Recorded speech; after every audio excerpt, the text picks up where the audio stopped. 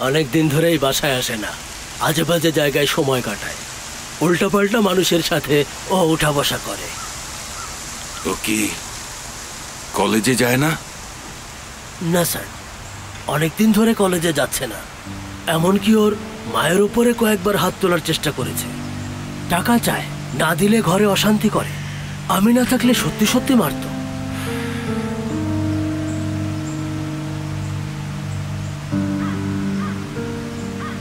আমার ওয়াইফ ওর পকেট থেকে এই ট্যাবলেটগুলো পেয়েছে। যদি পুলিশের কাছে যাই তাহলে ওরা ওকে ধরে নিয়ে যাবে। ওর মা সহ্য করতে পারবে না। কোনো উপায় না পেয়ে আমি আপনার কাছে এসেছি বাহরি বাবা।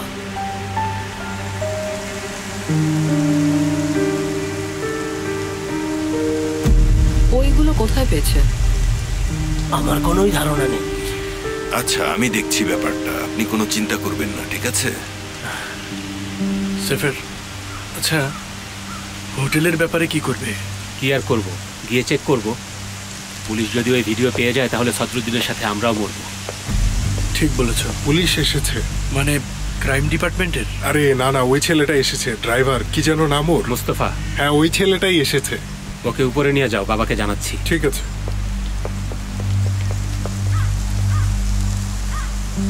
বাবা, মুস্তফা এসেছে। ঠিক আছে, আমি এখন যাই বাবা। আচ্ছা আচ্ছা ঠিক আছে, যান, চিন্তা করবেন না, সব ঠিক হয়ে যাবে, আমি দেখছি। আমি এখনই আসছি।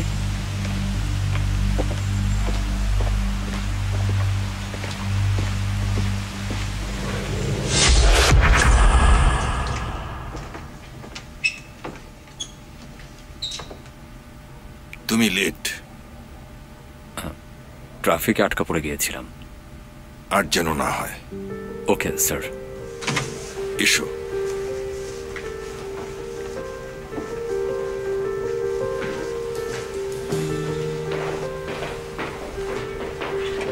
আমাদের এখানে পুলিশ কেন?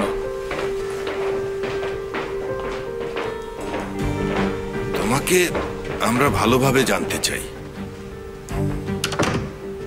সেমা আমাদের লয়ার, ও আমার মেয়ের মতো, ও তোমাকে কিছু প্রশ্ন করবে। শুরু করব বাবা?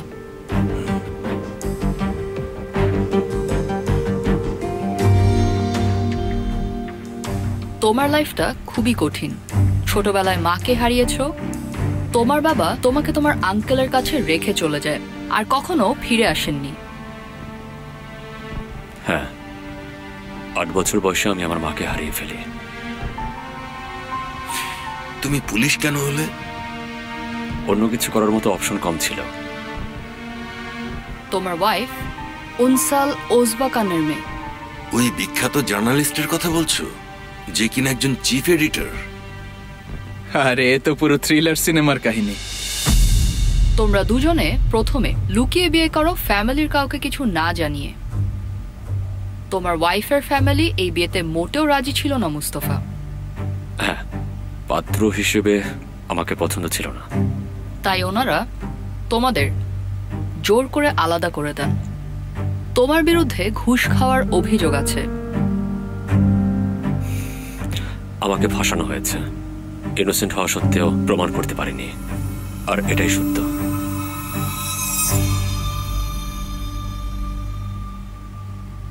আমি সত্যি অবাক হচ্ছি। আমার প্রাইমারি স্কুলের খবরই শুধু জানতে বাকি। স্কুলে তুমি ম্যাথে কাঁচা ছিলে। সেমা সবার ব্যাপারে সব কিছু জানে এবং খুব দ্রুতই যে কারো যে কোনো তথ্য জোগাড় করতে পারে।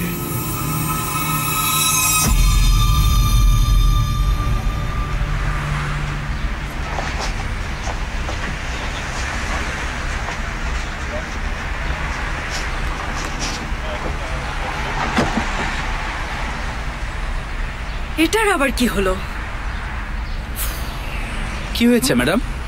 আর বলবেন না, গাড়ির চাকা পাংচার হয়ে গেছে। চাকা পাংচার? আমি কি চেঞ্জ করে দেব? না না না, একদমই লাগবে না, আমি ট্যাক্সি নিয়ে নেব। আপনার গাড়ির চাবি দিয়ে যান, আমি চেঞ্জ করে রাখবো। আসলে আপনার সমস্যা হবে না তো? আর এমন কি কাজ? Thank you so much.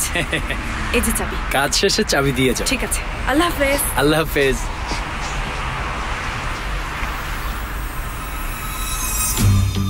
আচ্ছা, আমরা কিভাবে জানবো পুলিশের ইনফরমার না? কিভাবে বিশ্বাস করি? মানে কি? আমাদের খবর পুলিশকে দেবে না তার কি প্রমাণ? যে পুলিশে থেকে ঘুষ খেতে পারে সে যে কোনো কিছু করে ফেলতে পারে। আপনারা আমাকে ডেকেছেন, আমি তো নিজে এখানে আসিনি। হ্যাঁ, ছোটবেলায় আমার মা মারা গেছে, আমি ঠিকমতো তখন বুঝতেও পারিনি। আমার বাবার ব্যাপারেও আশেপাশের প্রতিবেশীরা কেউ কখনো ভালো কিছু বলেনি। মুস্তফা, শান্ত হও। আর ম্যাথের কথা বলছেন আপনি? হ্যাঁ, আমি হিসেবে কাঁচা, তাই তো আমি ঠিকঠাক হিসেব করতে পারিনি। আমার ওয়াইফ আমাকে বিয়ে করে শুধুমাত্র তার বাবার বিরুদ্ধে যাওয়ার জন্য। আর এখন আমার শুধু একটা জব দরকার, যাতে আমার ছেলের কাস্টডি আমি ফিরে পেতে পারি। এ তো শেক্সপিয়ারের ট্র্যাজেডিকেও হার মানাবে। প্রশংসা করার জন্য অনেক থ্যাঙ্কস।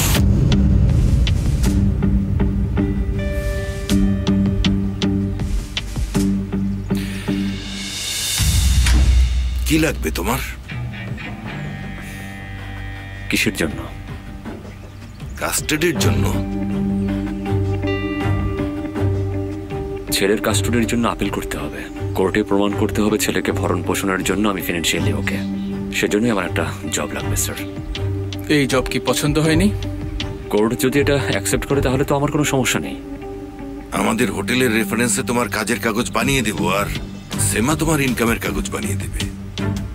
স্পেশালি কাস্টাডি কেসের জন্য আমার কিছু ভালো ফ্রেন্ড আছে, ওরা তোমাকে হেল্প করবে। সত্যি বলছেন? আমি সত্যি আমার ছেলেকে আবার ফিরে পাবো? এমন কোনো কাজ নেই যা বাহারি উম্মান করতে পারে না। কোনো কাজই আমাদের অসাধ্য না। Thank you so much. Thanks. ঠিক আছে তাহলে।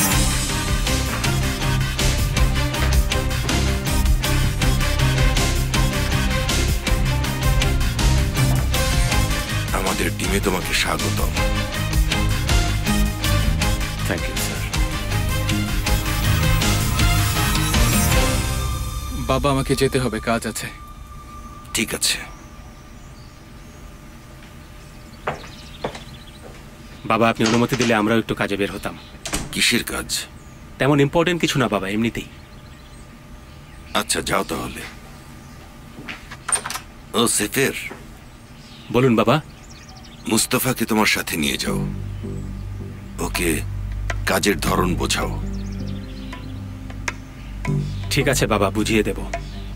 সাথে এসো।